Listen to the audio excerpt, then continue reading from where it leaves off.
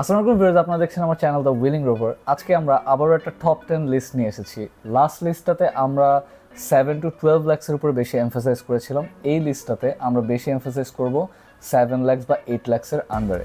So প্রথমে আমি একটু বলে রাখি যে আমি আমাদের যেই লাস্ট লিস্টটা ছিল সেটাতে আমি কোনো হ্যাচব্যাক গাড়ি অ্যাড করি নাই, বিকজ 8 থেকে 12 লাখ টাকার বাজেটে যখন কেউ চলে যায় তখন সে আর হ্যাচব্যাক সেরকম একটা প্রেফার করে না, because of the less boot space. তখন ওটা ফ্যামিলি ইউজের জন্য একটু টাফ হয়ে যায়।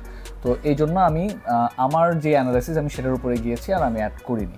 এই লিস্টে অবশ্যই হ্যাচব্যাক কার্স থাকবে, আর আরও কিছু আমি যত বেশি ডাইভার্স বানানো যায় ততই বেশি ট্রাই করেছি। কিছু কিছু কমন গাড়িও থাকবে যেটা লাস্ট লিস্টেও ছিল, এই লিস্টেও থাকবে, যেমন প্রোবক্স এবং সেরাস, এগুলো আমি এলিমিনেট করে দিয়েছি যেহেতু আমরা ওই লিস্টে কথা বলেছি রিপিটেটিভ না বানানোর জন্য। কিন্তু যেটা একদম বাদ দেওয়াই যাবে না সেটা অবশ্যই আমি রেখে দিয়েছি। প্রথম আমি যে গাড়িটার কথা বলবো সেটা হচ্ছে ডাইহাৎসু রকি। এটা থাকবে নাম্বার 10। কারণ আপনি দেখেন যে এই বাজেটে আমাদের এসইউভি কেনার কোনো প্রশ্নই তো উঠে না, বাট যার প্রেফারেন্স হচ্ছে একটা এসইউভি কেনা তার জন্য অপশানের মধ্যে সবচেয়ে বেটার অপশান এটাই থাকে। আমরা 70 সিরিজ ল্যান্ড ক্রুজার পাওয়াটাও টাফ হয়ে যাবে। ওইটা অনেক রিলায়েবল একটা গাড়ি, কিন্তু ওইটাকে আমরা এই বাজেটে নিয়ে রিবিল্ড করতে করতে আসলে আউট অফ বাজেট হয়ে যাবে।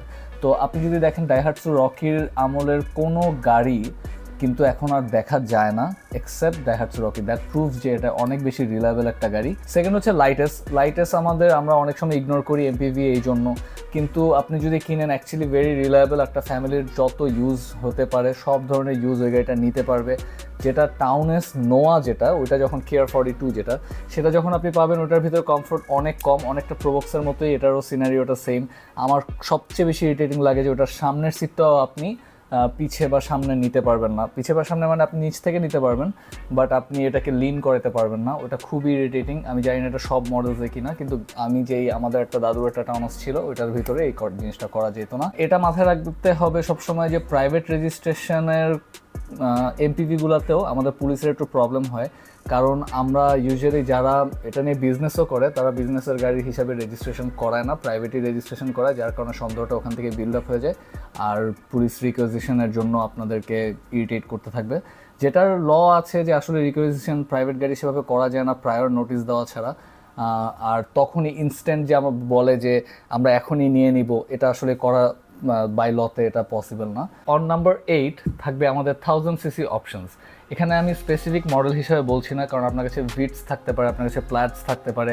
ফার্স্ট জেনারেশনের ভিটস প্লাটস আর গুড বিকজ ওটা 4 সিলিন্ডার ইঞ্জিন। পরের জেনারেশনগুলো কিন্তু 3 সিলিন্ডার ইঞ্জিন, আর Passo 3 cylinder plus 1000, which doesn't make any sense. So ওটা রিলায়েবল কিন্তু ওটার ইঞ্জিনটা রিলায়েবল না।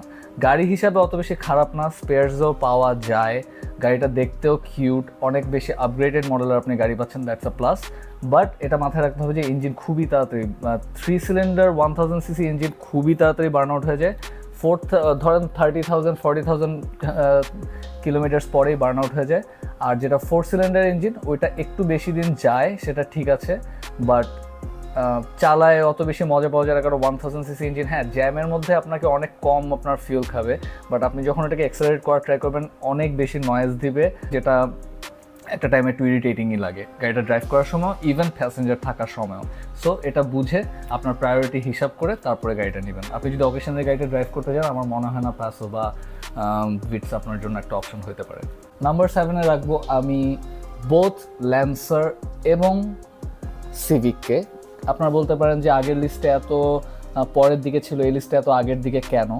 এটার কারণ হচ্ছে যে যেই বাজেটে আপনাকে একটা ল্যান্সার বা একটা সিভিক নিতে হবে এই বাজেটটা ওটার জন্য একটু টাইট, আর আপনাকে হাতে কিছু টাকা রাখতে হবে সেটার জন্য টাইট। সো আপনাকে প্রিভিয়াস মডেলে যেতে হবে, যেমন 6th জেনারেশন সিভিকে চলে যেতে হবে, আর ল্যান্সারের যেটা আর্লি 2000s-এর শেপ সেটাতে চলে যাবে the half circle shape, Evo 6-এর যে শেপটা।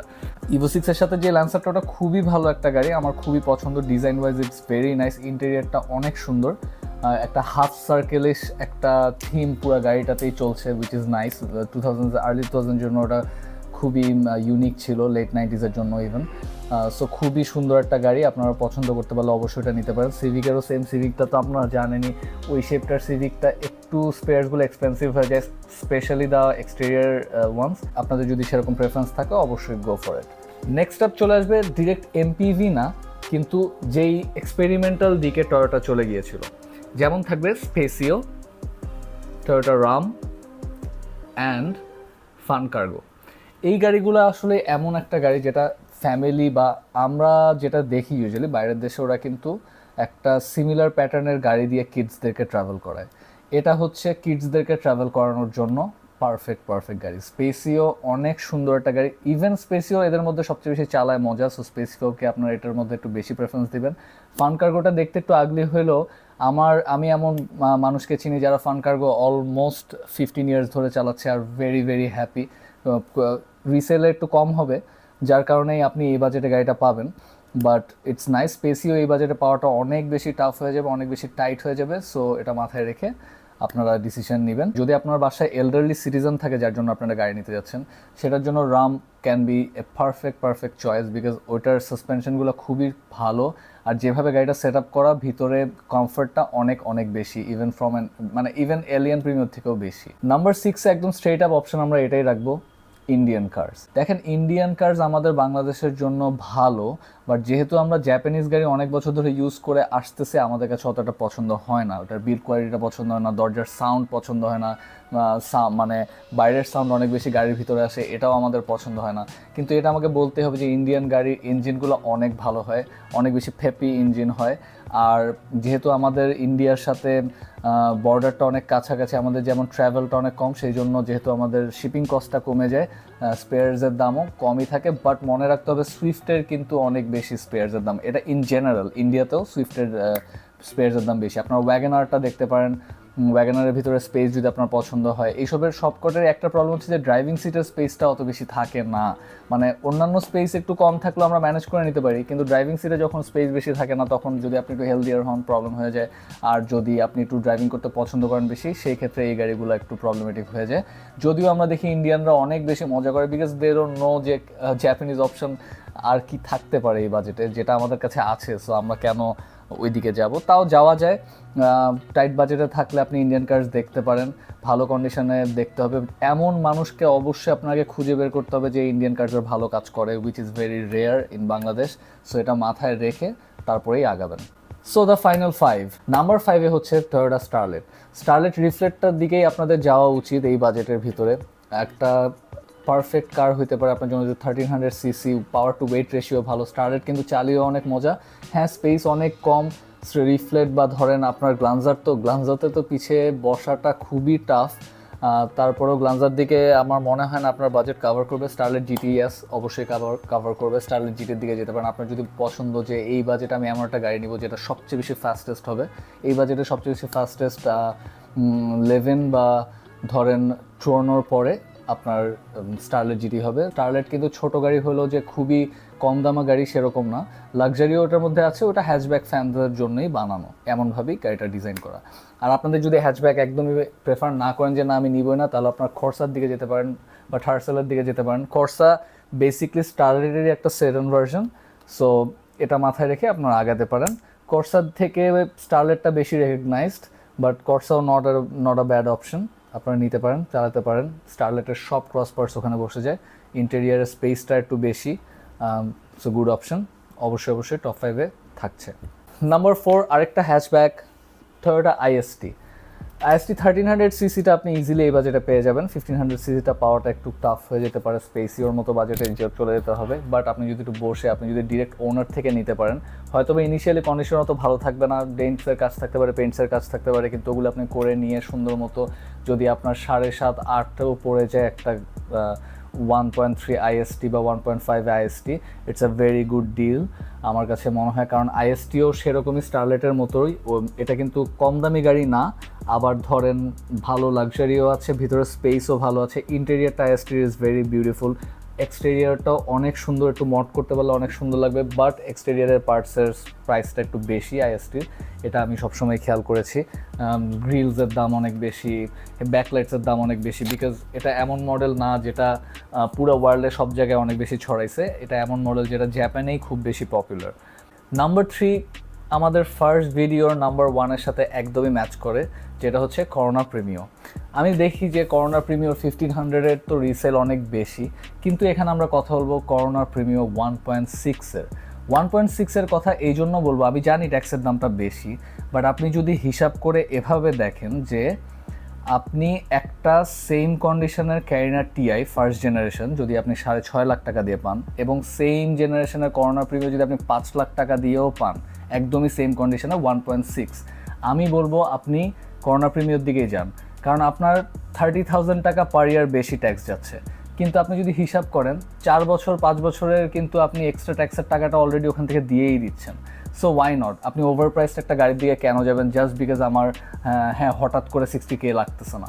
সো এই জিনিসটা বাঁচানোর জন্য আমরা যেটা করি যে আমরা অলওয়েজ ক্যারিনা টিআরের দিকেই বেশি প্রেফার করি, যেটা আমি বলবো যে হ্যাঁ 98-এর পরের মডেল এবিএস সহ মডেলের দিকে যাওয়াটা লজিক্যাল, বাট এবিএস ছাড়া মডেলের দিকে যাওয়ার দিক থেকে আমার মনে হয় করোনা প্রিমিয়ার দিকে যাওয়া বেশি বেটার।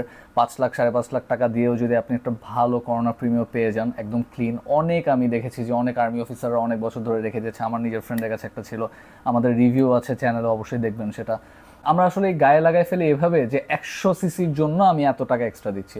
ইট ডাজন্ট ম্যাটার, আপনি যদি রিসেল থেকে সেভাবে কমায় নিতে পারেন, হ্যাঁ আপনি যখন আবার সেল করবেন তখনও কম পড়বে, এটাও মাথায় রাখতে হবে, ক্যালকুলেশনটা ওখানেও আছে। বাট আপনি যদি কমে কিনতে পারেন, যে 1 লাখ টাকা কমে আমি একটা টিআই এর কিনতে পারতেছি, একটা টিআই কিনতে গেলে আমার এটা হচ্ছে 1 লাখ টাকা বেশি লাগতো, আমার মনে হয় এটা বেস্ট ডিল, কারণ 3-4 বছরের বেশি গাড়ি আমরা এমনিও রাখি না। নাম্বার 2তে আমি অনেক ট্রাই করেছি রিপিট না রাখার, কিন্তু নাম্বার 2তে আমি কোনো অপশন ছাড়াই, কোনো অপশন মানে কোনো হেজিটেশন ছাড়াই আমাকে বলতে হবে Nissan Sunny is the choice. যখন আপনার 8 থেকে 10 লাখ টাকার বাজেট বা 8 থেকে 12 লাখ টাকার বাজেটে চলে যাবেন, তখন আমি বলবো যে হ্যাঁ নিসান সানি জেডিএম মডেলটা আপনাদেরকে বেশি প্রেফার করতে, যেটা আমি ওই ভিডিওতেও বলেছি। কিন্তু এইবার এই ভিডিওতে আমি বলছি নিসান সানি এক্সপোর্ট মডেলের কথা। এক্সপোর্ট মডেলের 2টা ভিডিও আমাদের চ্যানেলে আছে, আপনারা অবশ্যই দেখবেন। আপনারা ফাইম ভাইয়ের ভিডিওটা দেখলে এক্স্যাক্টলি বুঝে যাবেন আমি কী বলতে যাচ্ছি। কেওয়াইবির একটা শক অ্যাবজর্ভার আমার গাড়িতে করলা এক্সে যেরকম 11,000-11,500 টাকা, নিসান সানির জন্য 12,000-12,500 টাকা। সো কোনো প্রবলেমই নাই। আপনারা বেস্ট কোয়ালিটি পার্টস যদি নিয়ে গাড়িটা সুন্দর মতো রাখতে চান, Nissan Sunny is a beautiful car. বাইরে থেকে দেখতে অনেক সুন্দর, ইন্টেরিয়ারটাও অনেক সুন্দর। মানে এই বাজেটের ভিতরে সবচেয়ে আপগ্রেডেড মডেল আপনি পাচ্ছেন। সো আমার মনে হয় নিসান সানি নাম্বার 2 চয়েস, এটা হতেই হবে। নাম্বার 1-এ অবশ্যই no surprises, the Corolla series itself. সব ধরনের অপশানই আপনার কাছে থাকছে, একদম 90 থেকে 3 লাখ টাকা থেকে 90 আপনি পাবেন। 90 থেকে শুরু করে একদম 7-8 লাখ টাকা পর্যন্ত আপনি 110-এর এসি স্যালন, এসি লিমিটেড সব কিছু পেয়ে যাবেন। সো যেটা আপনার পছন্দ সেটাই আপনি চলে যাবেন, সেটার দিকেই চলে যাবেন। এর উপরে কোনো গাড়ি নাই, চালায়ও এখনকার মানে আমাদের এখন যেই করোলার রেপুটেশন, এখন তো আবার একটু রেপুটেশন ওরা ভালো করেছে অবশ্যই with the cross and the new car, but Axio বা ধরেন এর আগে যে রেপুটেশন আমাদের করোলার জন্য ছিল যে অনেক বেশি স্লো, যেটা আমার শেপ থেকে, আমার গাড়ির শেপ থেকে, যেটা মানে এক্সের শেপ থেকে যেই রেপুটেশনটা হয়েছে যে কন্ট্রোল একদম ভালো না, অনেক বেশি স্লো, ওইটা কিন্তু আমাদের আগের করোলা মডেলগুলোতে নাই। সো আপনারা আপনাদের বাজেটের তুলনায়, আমি সবচেয়ে বেশি প্রেফার করি 100, বিকজ 100টা এত বেশি ইউনিভার্সালি পপুলার।